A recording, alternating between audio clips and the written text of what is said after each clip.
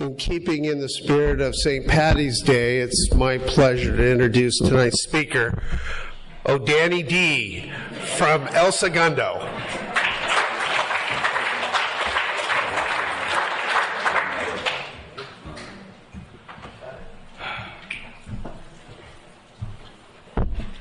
Hi, I'm Danny. I'm an alcoholic. So a pleasure and an honor and a privilege to be here. And thank you for having me here. Thank you for my hospitality, Grant. What a nice vibe in here. I mean, man, this is sweet. That is the biggest picture of the man in the bed I've ever seen. That is awesome. I love that. And if you're brand new and don't know what that is, we'll get to that. I believe he's holding a copy of the second edition in his hand in that picture. So anyway, did I mention that I'm an alcoholic? Yeah? I did. Yeah, somewhere along the line, I lost the ability to control and enjoy my drinking. Sad. It happened right away.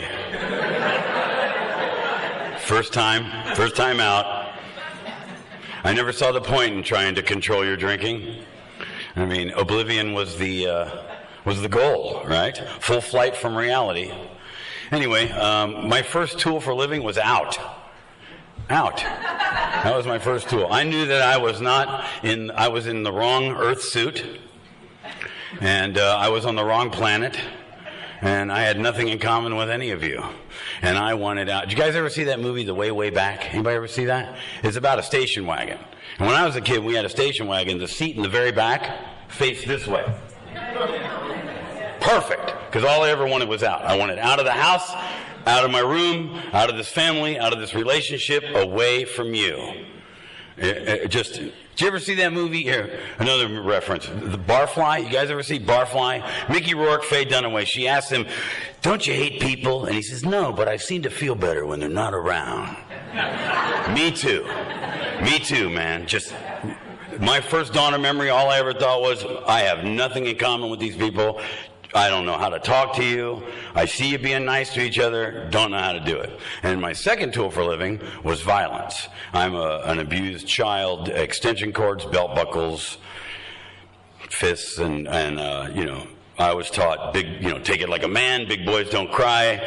Don't show your feelings around here. Quit crying, or we'll give you something to cry about. So those are my first tools for living. Run and right? And then I didn't take my first drink until I was 12. 12. It's kind of early. See, these days, a long time ago, they used to get something. Now it's like 12. What took you so long? Right? My first drink was Boone's Farm strawberry wine. Right, the fortified stuff, straight like gasoline, And when I got that bottle, man, right now, when you guys are in speaker poise, we're like, do we like this guy? I don't know if I like this guy. Well, I love you, and there's nothing you can do about it. So the bottle came around. There we were, a couple 12-year-olds, like three of us, right? And they passed around this humongous bottle. And when I got it, I didn't give it back. And that thing happened. That thing happened that makes me bodily and mentally different from the normal man, should he exist somewhere. Well, there are normal people. Do you know there are some people that don't finish their drink? Is that ridiculous? Have you ever seen them? They're standing in line at Ralph's and they're buying one beer. And you're like, dude, really? Come on. We always notice people that don't finish their drinks, don't we? Come on, are you going to finish it? So anyway, I remember that thing happened, man. I wasn't scared. I didn't want to run. I didn't want to be away from these people anymore. I wasn't intimidated. I felt like I fit, and then I started to vomit like only we vomit. Like where you're expecting to see your socks come out, vomit.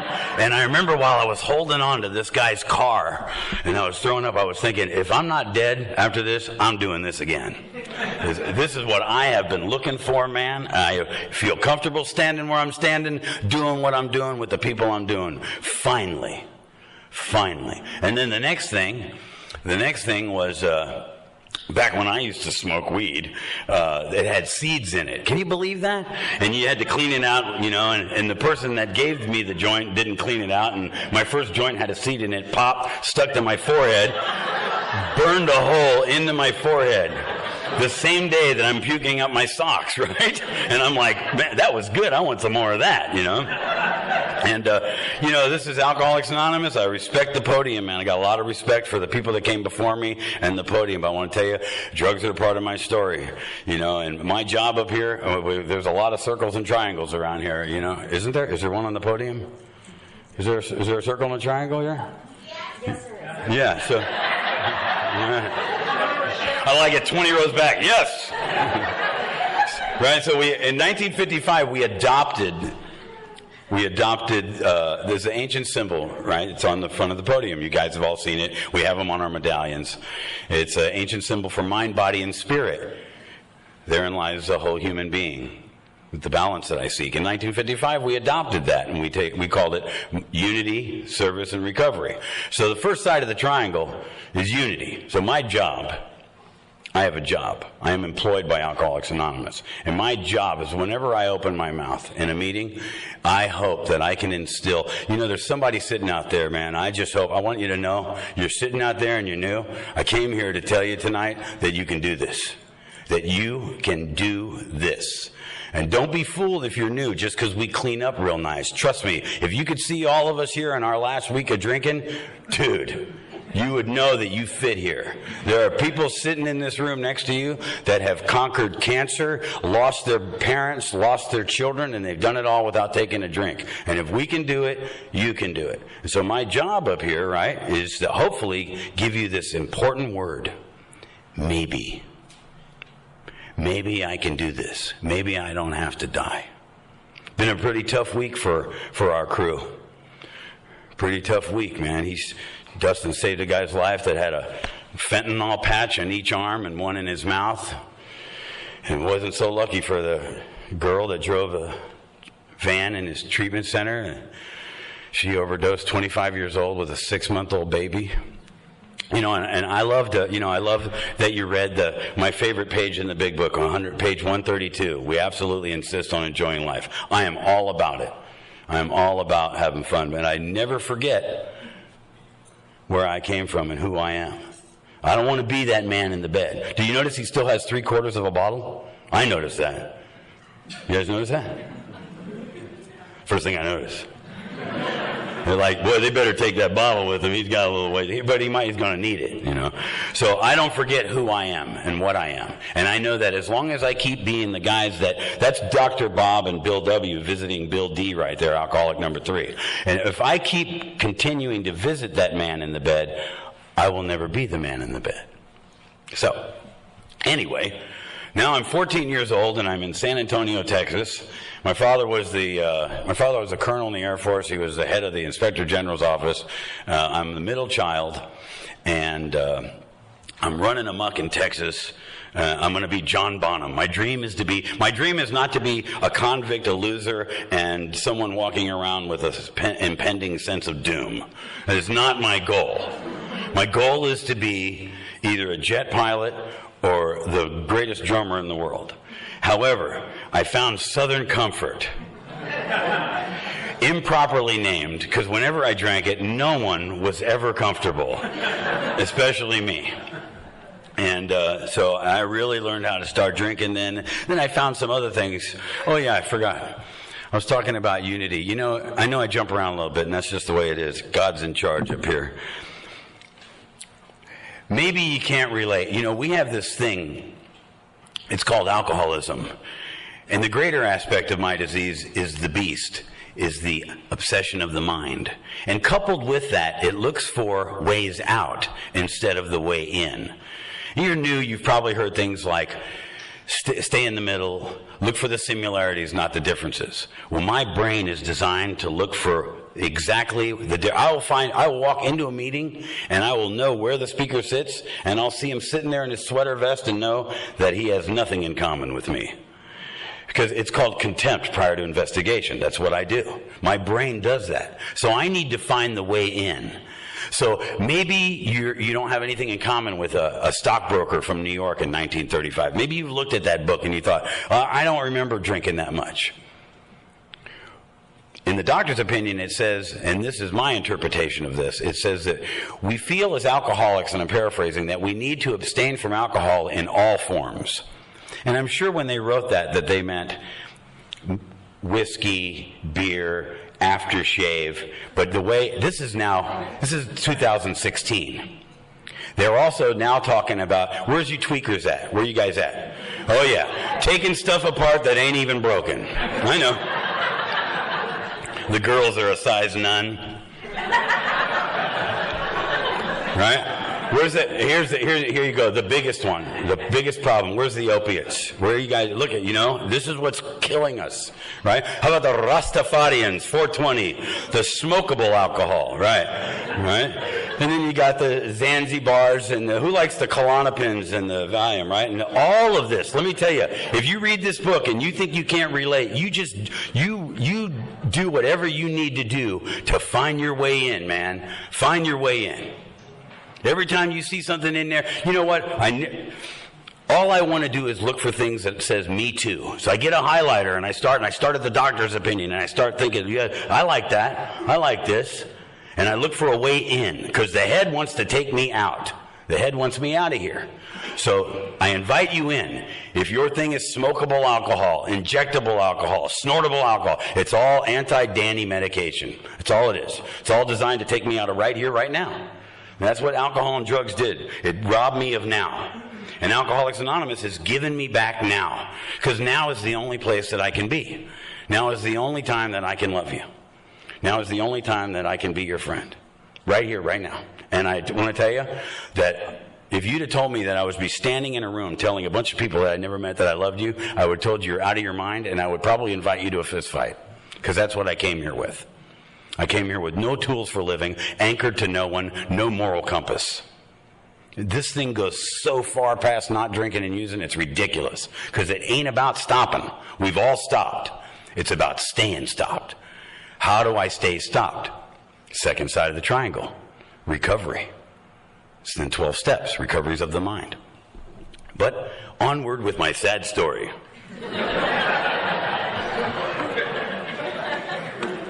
So I'm about 14, 15 years old, and I'm selling second all in school, and they call my father and said, we have your son Danny. And he said, we don't have a son named Danny. Click. Off to reform school to learn how to really do things wrong the right way. And I become raised and I still got this dream that I want to be this drummer, but I'm hanging out with all these terrible people. Bad habits always so appealed to me. The wrong you could line up 1,000 people and I could find the exact person to go hook up with that is going to wreck me and ruin me. My radar for that was incredible. So when I got out, my family had moved. My father became the commander of Clark Air Force Base, and I went to my house and my family wasn't there anymore. So there I was on the streets, just, man.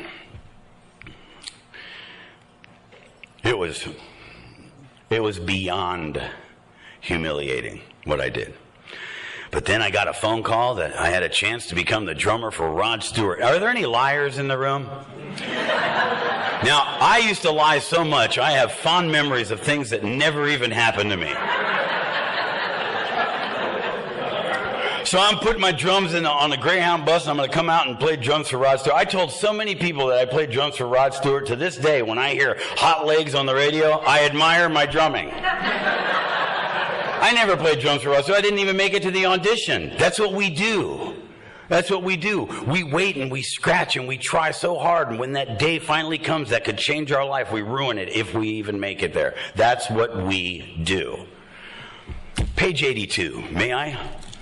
In our hymn book. Wow, this book's really broken in, man.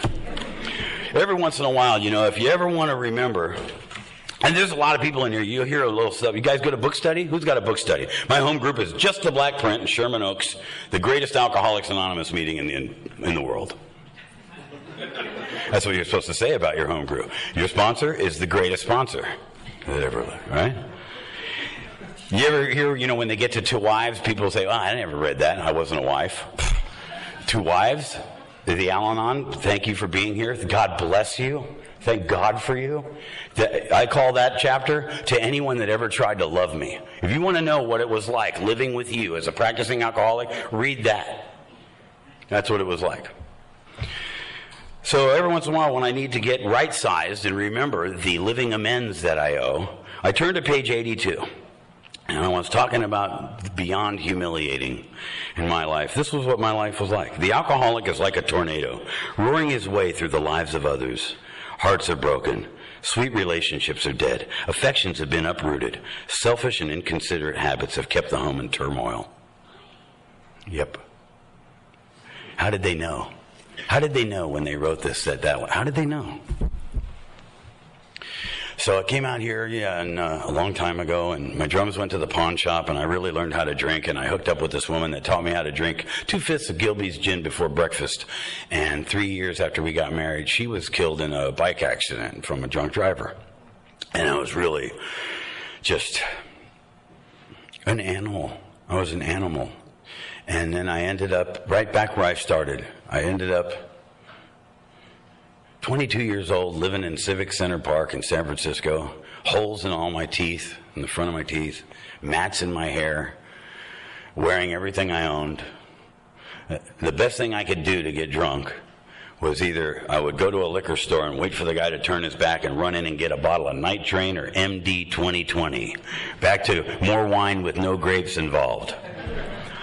Or I would go to the bar. Back in 82, they would let people smoke in the bar. So I'd go in at last call, and I'd have a big couple of Tupperware things, and I'd go over there by where the rails are, if you stand there and wait, the waitress will bring all the normies that didn't finish their drinks. She'll bring them right to you. And a lot of them had cigarette butts in them, and I would just dump them all in a thing, and then I'd go out back, hold my T-shirt over the empty one, and strain them. Genius. Some people call that pitiful and incomprehensible demoralization. I call that a Long Island tea. Some of the things that we have all done. Where's the people that crawled around and smoked things from the carpet? Come on, there they are. I think my beautiful sponsee, Dustin here, shot a piece of drywall, didn't you? Huh? Bagel. A bagel. Shot a piece of bagel.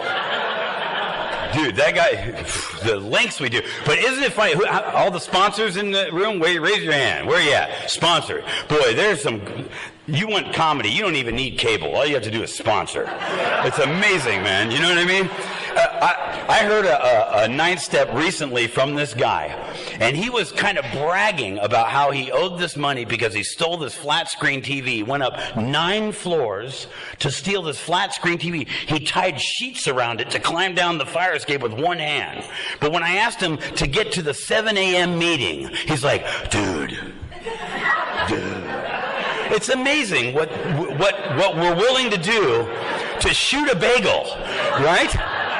You know what I mean? I mean, the things that we do, like how many people here snorted stuff off of a public toilet, right? But then when we get sober, we're like, is that filtered water? Is it gluten-free? It's like, dude, just come on, man. Jeez. Happy St. Patty's Day. Irish boy. He didn't tell me on the phone, or I'd probably worn my whole leprechaun outfit or something. That's my, So anyway, there I was in Civic Center Park, wearing everything I own, man, and I'm hiding in a phone booth because I hated daylight. Nighttime was cool. I walked around like I looked like I was an old man at 22. I was just all yellow. I had iodine blood from all the wine I was drinking, and I was just. I never looked you in the eye unless I was trying to hustle you for something, and I just had my mat of my hair in my face, and I just looked at my tennis shoes all the time. Because if I locked eyes with you, you would know what a horrible human being I was. Because I believed it. I believed the things that I was told. I believed I was a loser. I believed I was nothing. I believed I was never going to amount to anything. You have so much potential if only you'd apply yourself. Nobody ever mentioned to me, you probably have a drinking and a drug problem. Never.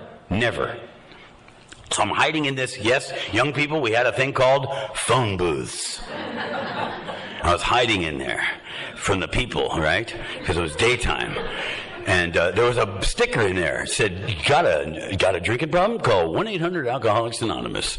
So you could make a collect call without any money. And I called, and I could hear her on the other side of the phone. She said, Alcoholics Anonymous, can I help you? And it's like, do you think you might have a drinking problem, Danny? all I could do, dude, if I wasn't yelling at you or in a fist fight, all I could do was cry. I was not in charge of my emotions anymore. I was short-circuited, man. I was done. I was 22, and I was on the verge of a wet brain and an distended liver. I mean, I was done. And so anyway, I was living in the park and Civic Center in San Francisco, Bush and Gough Street, way up here. She said, do you think you can make it to Bush and Gough Street for a meeting? And if you don't know San Francisco, that's like straight up. And if there ain't a drink at the other end of that for an alcoholic, that's a long, long way. But I made it. I walked into my first meeting of Alcoholics Anonymous. And this little lady, she looked like Mrs. Brady, right? She had that little Florence Henderson hairdo, you know? And she came up to me, she gave me this mom hug, man. She came, and I can't even remember the last time any human hands were ever touching me. Was either I was getting kicked out of a doorway to get moved from where I was sleeping, or I was being wrestled by cops. That was the only human contact I was having. So to be hugged, when she put her arms around me, I just shattered like a piece of glass, man. And she told me, she said, you never have to do what you're doing to yourself anymore if you don't want to. You don't have to live this way. And she planted that seed. And then you know what happened? This big giant, you know these people that get sober to hug? They're the huggers. And there's always, this group will have like a guy that's like like tiny on the football team or something, like a nose guard comes over and he goes, now I look like, like a parking meter. I'm just like I look like the hangman stick figure thing, right? And I think, I look good, and, I'm trying to look tough because I'm scared. When you see this guy in the meeting like this, the people that show you their neck, these guys, this is what this meant for me. I'm very scared and I wish I could ask you for help. But I don't know how to do that, so... because don't come near me, because you might ask me something crazy like, how are you? And I'm done. I've just failed the test, because I have no idea. And the rest of the questions are going to be even more difficult, so just, right? So this guy comes over and he goes, I love you. And he gives me this big hug, picks me up, like that, right? And I go... don't ever hug me. And he goes, whatever. Right? And every time I would come to this meeting, I started coming every day. Every time I come to this meeting, this guy, no matter what he was doing, he would stop, make it his business, run over, and give me a hug. And I'd tell him each time, don't hug me, dude. And then like the 7th, 8th meeting I went to, I came in, he didn't hug me. He just stayed over there. And I was like...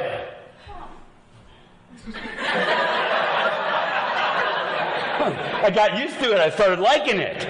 Now I don't care. Big guys hug me, man. I just lift my leg, nuzzle. Like I want a hug from that guy right there, man. Yeah. Watch us in the line. Whenever I say this, too, big dudes, they just, none of that smacking my back thing. Just give me a nice, loving hug. Some people, some guys, when they shake your hand, I play the guitar, you know what I mean? And like some guys, they shake your hand like, dude, yeah, I just met Bill. You guys meet Bill yet? Anyway. You guys like Larry the Cable Guy, huh? Nice, all right. He's going through our things. Isn't it great, man? How great is this to not be... How many people in here have been in the county jail? In a cell designed for 40 people with 120 people. How awesome is this, right? Or how about, man, just think of where we could be right now instead of where we are. Whenever I see an empty chair, and there's not many here, there's only one or two. Whenever I see an empty chair, I always think about where that person might be, and how lucky I am. Oh, so anyway, I'd like to tell you that I stayed sober since my first meeting, but I didn't. I could not stop, and I didn't do any of the stuff that anybody asked me. I was very defiant. It's a big surprise, right? We all have that in common, very defiant. And in 1985, I started 8 years of white knuckle, veins sticking out of my forehead, would you like what I have sobriety. it's called untreated alcoholism. I didn't have a sponsor. I'd never worked a step. I'd made no changes in my life. I was still being very violent. I got in fistfights with men almost every day. I come from a line of boxers and mixed martial arts. I know how to do that. What I didn't know how to do was how to be gentle, which is the very thing that I was made to be. I was in conflict with what I was designed to be my entire life. AA doesn't teach me how to be spiritual. This doesn't teach me how to be spiritual. I came here spiritual. I was born spiritual. This teaches me how to get rid of... all of us here who have ever had a child or held a baby, we all know that that's a perfect little piece of white light right there. And I came here like that. And I was perfect. But then I began to adopt fear and a self and ego. And this right here gives me a design to break down self, move self out of the way, and let you know in the book where it talks about we cut ourselves off from the sunlight of the Spirit. I used to think that it only came from up here, that I was cutting myself off like this, but no. My ego cuts my sunlight of the Spirit off from inside. We all have this beautiful light. Feel this love in us right now. That my higher power is love, right? And it's floating through all of us in this room. And, you know, I've known some pretty tough people in my life. I have taken on the entire sheriff department in many a county. But the most amazing, powerful force that I've ever experienced in my life is the ability to be gentle and kind.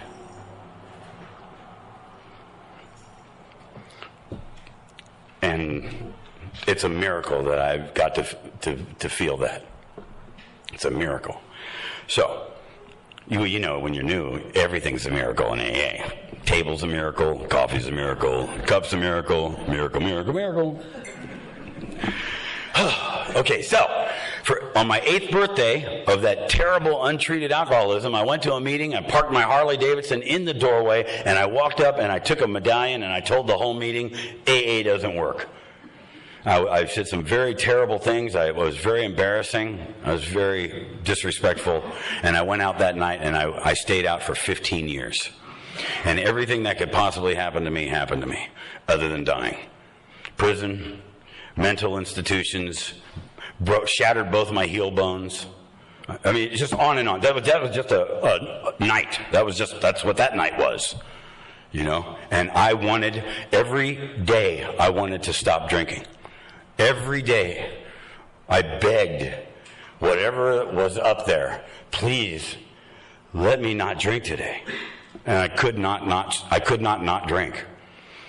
So in 1994 or 5, I had a girlfriend that was 12 years sober. Her name was Vicky Smart. And Vicky, pain pills took her out. And she ended up overdosing in her apartment. But before she passed away, she got me to my sponsor. Most important thing you can ever, as far as I'm concerned, the most important thing I ever got in my life was a sponsor. A sponsor. She said, yeah, I was done. She'd keep trying to invite me to AA. She wasn't pushing me. She'd go, I'm going to a meeting. Want to go? Yeah, you know how we are.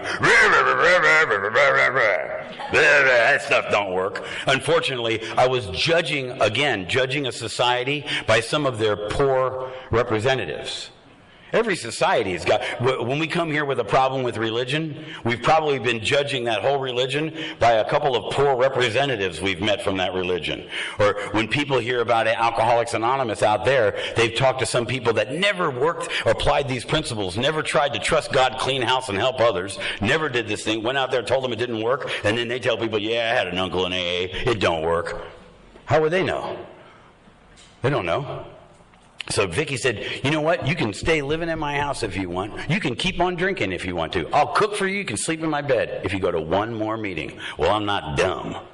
And she took me to this meeting called Rodeo in Beverly Hills, man. And it was like 5 times bigger than this. And everybody's wearing Dolce & Gabbana and Prada and Jimmy Choo this and, Louis Vuitton that. And terrible place to be when you're feeling pathetic. You just feel like you got a balloon in the air that goes complete loser. You know what I mean? And they're all like veneer teeth. They're like, hi, It's like, oh, I'm just the pus bag over here, you know. And this guy, Earl, I had never heard, was talking. I'd never heard of him, never heard him talk before. And he was out there talking, and it was like he was talking. You know when you meet your sponsor or when you connect with somebody? You know, and our sponsors, they don't really say anything that much different from any other good member of AA. But for some reason, we can hear them. Which is the importance of, if you're new, why you got to stay. Because there are people in this room. Where's people in their first year of sobriety? Where are you at? There are people, man, that are going to be coming in here in a couple of years that are only going to be able to hear your voice. This sobriety does not belong to me. It belongs to these guys. It's not my sobriety. And for some reason, I could hear that man. I could hear him. He was talking straight to me, you know, and I asked him, will you sponsor me? And he said, yes. His name's Earl H. Saved my life. And his sponsor was the late, great Donald Madden. And his sponsor was Norm Alpe. And he got it from Chuck C. and he got it from Bill W. And that's my lineage. And it keeps going right on here.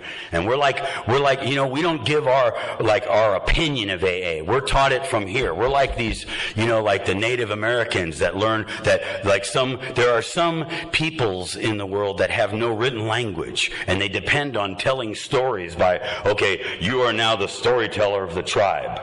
And you must learn the story the right way so that you can tell the next. And that's what we got to do. I got to give it to the next guy pure from this book. Not some kind of program. Not as Danny sees it. That's what I got to do. If I seem passionate about this, it's because I am. Are you with me? Can I get an amen? I just like doing that just in case it's somebody's very first meeting. Can I get an amen? They're like, what the heck? So I asked that man to sponsor me, and you know what? I just kept going in and out. Where's the relapsers here? Come on. You know, I'm telling you, you keep coming in and out, you keep coming out, just keep coming. Just keep coming, man. Don't let anybody steer you wrong. Anybody giving you a hard time about keep coming in and out, maybe they forgot what it was like to be new. I haven't forgotten how hard it is. So finally, during this sobriety right here, I was coming to meetings again. I'm sitting in. Now, if you want to keep going in and out, if you want to keep relapsing, or if you never want to get this thing, just get to the meeting after the meeting starts, leave before it's over, and don't talk to anybody. And sit in the back and judge them all. That's what I did. Never helped me. And one day I'm sitting there, Beast is working on me. Beast, alcoholism, right? The greater aspect of my disease. The Beast, working on me, sitting here. Dude, you've heard this guy a million times. His coffee sucks, his chair is hard, blah, blah, blah, blah. Dude, you know how the Beast is real cunning and sexy and seductive when it's trying to talk you into drink? You know, Danny, you've been working really hard. You know, I love you. It's like some kind of very high expensive, you know, like a high priced a call girl, you know, when it first starts talking. Hi, Danny. You know, like that when you go to a hotel after hours. That's the Beast in my brain when I'm sitting in a meeting 30, 40 days trying like hell just like sit there and just hold on for dear life. How you doing? Fine. Okay, whatever. Good luck with that, you know. And she's just, you know, everybody's having a meeting and she's, you know what we need? We need 10 king-size Coronas. We're just going to get 10. We'll get 10. And then did you notice she changes when you take a drink? She turns into Now here's what we're going to do. Get a pen and paper because we're going to be busy. Now I've awoken the McCracken. I've woken the Beast. Now the phenomena of craving occurs, and now the obsession of the mind isn't even happening anymore. Now I'm just being dragged around by the Beast. So how did I stop that? What happened? I usually get that reaction when I speak. I'm sitting in a meeting, and finally, you'd think after all that stuff I'd be done. I would have tapped out, right? On page 30 of our book, and more about alcoholism, right? Where's the people been in handcuffs here? Right? There we are. Some people. On page 30 of our book, it says, we learned that we had to fully concede to our innermost self that we were alcoholic. This is the first step to recovery. Doctor's opinion, Bill's story. There is a solution. More about alcoholism. 4 chapters devoted to one step. All that is trying to tell you, please stay. Please stay. And on page 30, that's the first time you're going to see the first step. And it's asking you, first of all, what is my innermost self? What's my innermost self? Whenever I was doing something wrong, and that voice would go, dude, that ain't right. That's my innermost self. That thing in the back of my brain back there, the last thing that finally gets drunk, that knows, that ain't right. That thing that keeps me awake all night. That thing that keeps remembering those horrific things. Those shameful, guilty things that I came here with. Right? So I had to concede. Remember when you were in handcuffs and they had to get you from here to here? Long way, huh? Sometimes that guy would show up and go, I don't feel like going to jail tonight. I hate it when that guy showed up. Consequences to my behavior would happen. Right? So I got to tap out. Step one, what's the problem? What's the problem? Lack of power is my problem. I may be good at a lot of things. I can play the guitar, I can sing, I can drum, man, I can tattoo, I'm an electrician, I can do a lot of things. But when it comes to not drinking and not using, I am amazingly powerless. So step two, what's the solution? That a power greater than myself can restore me to sanity, soundness of mind, relieve me of the obsession to drink. The insanity. See the last word in step two? What does that mean, insane? Everything, if you're new, everything that you know about yourself that you've ever done, when you take that first whatever the heck it is, knowing that information about yourself and doing it anyway, that's the insanity we're talking about. And on page 24 of our book, it says, we are unable at certain times to bring forth with sufficient force the memory and the suffering of the humiliation of just a week, a day, or a month ago. We are without defense against that first drink. So how do I create that defense? All these guys that I sponsor, they have a paid story. What's that? What's a paid story? What's the name of your paid story? What's the name of yours? Sweaty bed. So, sweaty bed. So I'm sitting there in a meeting, right? So I said I was going to say this one, but I'm not going to because it's too lovely of a crowd. So I write down some terrible, horrific, remember that line we drew when we first started drinking and using? I will never do that. I got to move the line a little bit. Okay, I'll do that, but I will never do. Well, maybe just once. And the line kept moving. So I go back and I remember some of the most terrible things. I remember driving off into the night with my daughter, my little 6-year-old beautiful daughter, plastered to the glass like Spider-Man, just wishing, please don't go, Daddy. And I could still see her in my brain as I drove off into the night spending her birthday money to get loaded. And I never want to forget her there. And when the beast starts talking to me and says, maybe you don't need to go to that meeting tonight, I just say to myself, my 6-year-old daughter. That's my paid story. Paid, pitiful and incomprehensible demoralization. I now have a defense against that first drink. I am starting to regain sanity. Right? So if you're having a problem with a power greater than yourself, know this, science fans. You plus anything is a power greater than yourself. Me plus you is a power greater than myself. This room is an amazing power. I felt it before I even came in as I was greeted by the beautiful people out there. This is an amazing place. You're so lucky if this is your home group. So, step three. What's step three? So I came to believe that some power other than myself can help me. I'm going to need to get a power other than myself. If you want to know where step two is, it's on page 45 in our book. It says, lack of power. That was our dilemma. We had to find a power greater than ourselves, obviously. But where and how are we going to find that? Well, that's what this book is about. Now, why do we learn page numbers? So we can sound cool at the podium? No. So when you're driving in your car and you're sponsoring some dude and he's about to blow his brains out or go to the liquor store or whatever, you can help him. That's the only reason, okay? Got it? Amen. Yeah. Go team.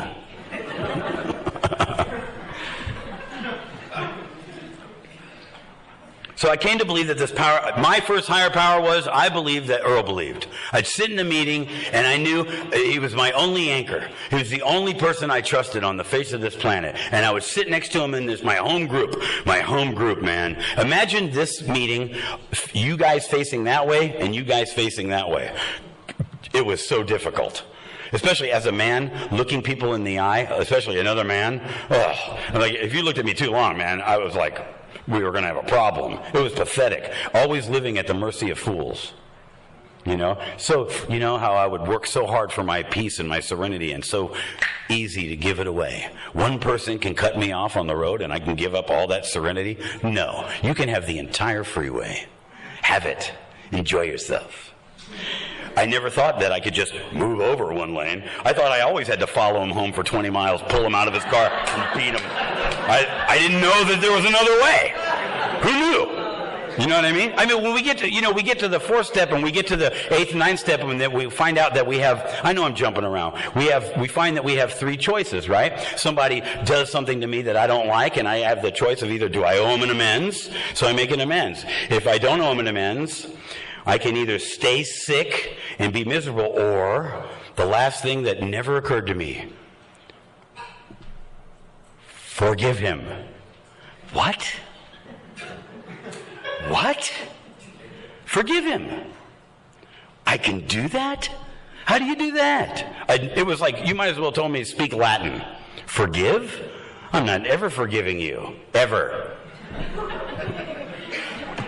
So yeah, I'm at my home group, right? I'm sitting there and I'm in the back row and we're all facing each other. And man, my home group was so tough. You know, the two hardest things I ever did in my life was ask a girl to dance in the 8th grade and walk into a meeting of Alcoholics Anonymous with greeters at it. You know, where it's a small doorway and they're all like this and they're greeting you like 30 feet from the door. Oh my God, I would pull up to the meeting and go, not tonight, you know? I just couldn't do it. So I just hated it. And I'm sitting there and I had been to thousands of Alcoholics Anonymous meetings, thousands of meetings, and I never felt I was going to be a part of. I'd hear the promises read, and I never thought, well, that's going to be nice for you, but it ain't never going to happen for me.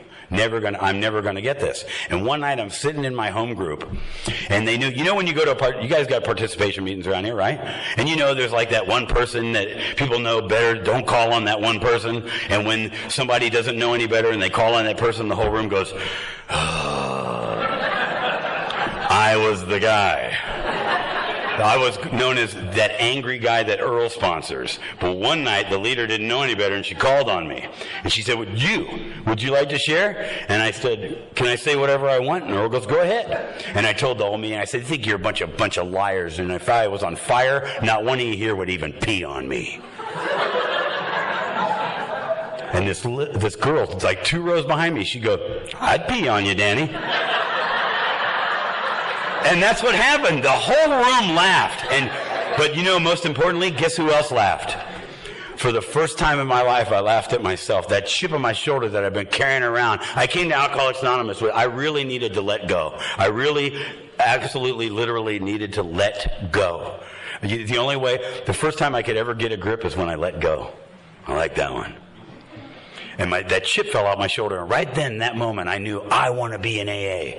I want this. I don't feel like you guys and me anymore. I feel like, yeah, I want to be part of the herd, man. Like a penguin. You guys seen March of the Penguins? Right? Alcoholics Anonymous and penguins were just alike. They survive minus 80 degrees in the Arctic, and the only way they can do it is, I can't live, but we seem to be able to. Right? So they create all this heat, and they go, oh, okay, you're too hot, go out, go get a new guy, and he goes out to the edge, and he goes, come on, get a commitment, come on. You're the literature guy, you're the host, you're the chip person, you're the, whatever, come on, stay here, get in the middle, right? We're penguins, man. We need each other. Without each other, we will die, right? Our common welfare should come first. The basis of my recovery depends on how strong our group is, right? So anyway, I'm sitting in that meeting, and I knew right then and there I want to be part of this. I got up, marched over to my sponsor, who was chit-chatting in the kitchen. Chit-chat. How do you do that? How do you chit-chat without a margarita? Are you kidding me? And I walked up and I said, I never asked him this. In 15 years, I said, what do you want me to do? You know how that takes over sometimes in your body? They'll go, and we need a new GSR. And you're like, what? It just happens. Without my permission, I walked in there and asked that man, what would you want me to do? And he said, remember the guy I told you about with the neck? He said, see that guy? Go say hi to that guy. And there I was, back in the 8th grade, asking a girl to dance. Walking across, going, oh my God, oh my God, oh my God, oh my God. Hi, right? And that's what I do. And that's what I did. And then I became a greeter. I told my sponsor, I said, man, that greeting thing, man, that's ridiculous. There's too many people. He said, that looks like a good commitment for you. And my sponsor translator said, get that commitment or die. You got a problem with social stuff, be a greeter. So I became a greeter, and I'd stand there every Monday night at my home group. I would sit there, and I would act as if and act better than I feel. I wanted to tell them all, yeah, get in there. I hope you don't share tonight. Yeah, you, whatever. But I didn't. Instead, I would be like, hi, how are you? Welcome to the meeting. How are you? Welcome to the meeting. I acted better than I felt, and I went and did that every Monday night. And I started doing esteemable acts. I started being able to close the medicine cabinet. For years of my life, I could not brush my teeth with the medicine cabinet closed. I couldn't stand my own image. I hated me. I didn't want to be me anymore. I knew it wasn't for me. And when I was 8 months sober, I went and swiped my card at the bank, and the bank said, please contact Financial Center. Not good. Express lane to the 9th step. It's called a levy. Called my sponsor, man, out of my mind. He goes, just go to the meeting and greet. And I said, yes, sir. You know, that's your sponsor. That's what you do. So I go to the meeting and I greet. And now my world is pulled out from under me. I'm really, the only thing I believe in AA is that my sponsor believes. I'm very uncomfortable. I'm 8 months sober. I have no money. I don't know how I'm going to pay my rent and my car payment. And then I'm working at the W Hotel, union electrician. I was working at the W Hotel, 120 degrees in my apartment, sitting there in my little tiny apartment. The phone rings. It's my sponsor. He says, meet me at the corner of Reseda and Ventura. That's your sponsor. When your sponsor calls, if you're delivering a baby, you take you and baby and go see your sponsor. Because that's your sponsor. You don't say, what do you want? You just walk. Like Forrest Gump, when he found out mom was sick, jump off the boat. Just go. Sponsor. So I go see my sponsor. And there's Earl. Now, I don't know if you guys know, Earl is like really animated. And he's standing there and he's holding like this white envelope, right? He's holding this envelope and he's like this, you know, and he's like, come here. And I'm like, I got my little Ford Ranger. It's got dents all in it, whiskey wrinkles, you know. There's my drinking car. And I park I always, you know, that car, I always had to park way far away so I wouldn't have to be, and I come over and then I'm standing there in the hot sun, beaten, you know, not feeling the miracle yet, you know. And then Earl says, here, this is for you. And I go, what's that? He said, open it and find out. So I opened this envelope up. A stack of money like this. He goes, look at it. Read it. It's a piece of paper wrapped around it. It says, this is an anonymous gift. Keep it or pass it on. He said, all those people at your home group, you know, all those people you don't like, they found out that you weren't doing so good, Danny. They found out that you couldn't pay your rent, and they love you, and they want you to stay. And most of them couldn't even afford it. They love you. So I started getting emotional with a man in the broad daylight in a parking lot. And I gave him a little quick hug and I ran away. And I ran off to my little truck. And I was all the way over about where that corner is over there. And Earl yelled something to me, the most important thing that any man has ever said to me. Anyone. He said, Danny, you're part of something now. Well, that dam that I was holding back, when he said that, oh, God! I get in my truck, I can barely drive. I'm at a red light. I can't even see to drive, and this lady's looking at me. I'm like, I'm part of something! Oh! I go into my little apartment, man. I'm sitting there, you know, and I'm just, when I meditate, when I do my 11th step, and I got my little candle going, man, and I'm doing my thing, I can still hear the tears rolling off my cheek. I'm holding that piece of paper that says that this is an anonymous gift. I was holding this thing that represented something that I belonged to. Tangible evidence that I was cared about. Tangible evidence that I was valuable. That I was something. That maybe I didn't have to die an alcoholic. That maybe I could do this thing. And that's what I came here to tell you tonight, if you're new. That you can do this thing. You can do this thing. I really appreciate you guys having me here. I hope you have a beautiful dance. Thank you so much.